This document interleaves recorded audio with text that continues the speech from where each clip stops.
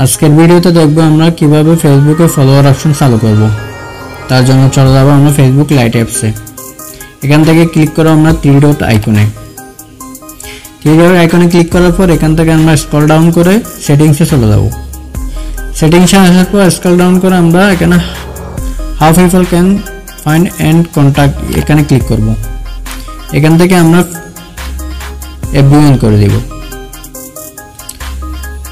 আপনি চাইলে এখান থেকে ফ্রেন্ড রিকোয়েস্ট কেউ না দেখে মতো করে দিতে পারেন, অনলি মি করে দিতে পারেন।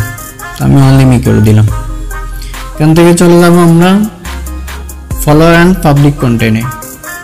এখান থেকে একদম সবার উপরে হু ক্যান ফলো মি এখানে আপনি ক্লিক করবেন। এখান থেকে আপনি পাবলিক করে দিবেন।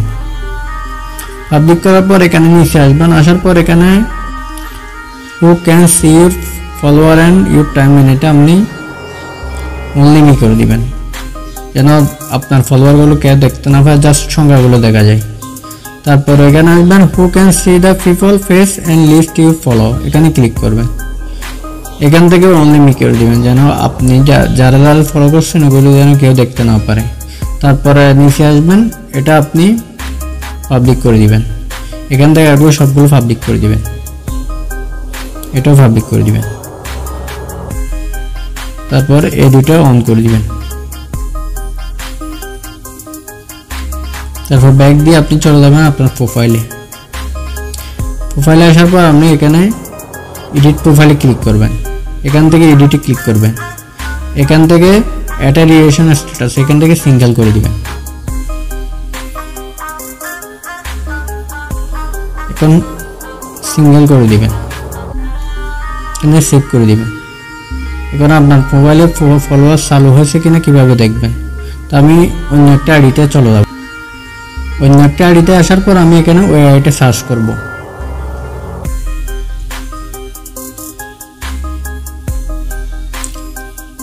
এটা আসার পর আমি অ্যাডে ক্লিক করলাম।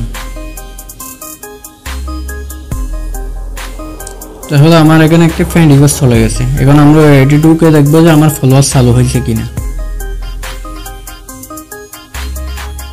আমার এখানে ফ্রেন্ড রিকোয়েস্ট চলে আসছে, দেখি আমার ফলোয়ার চালু হয়েছে কিনা। আমরা এডিটে ক্লিক করব। এখান থেকে এডিটে ক্লিক করব। এখানে আমার ফলোয়ার চালু হয়ে গেছে। আপনি এভাবে আপনার প্রোফাইল ফলো এভাবে চালু করবেন। ধন্যবাদ।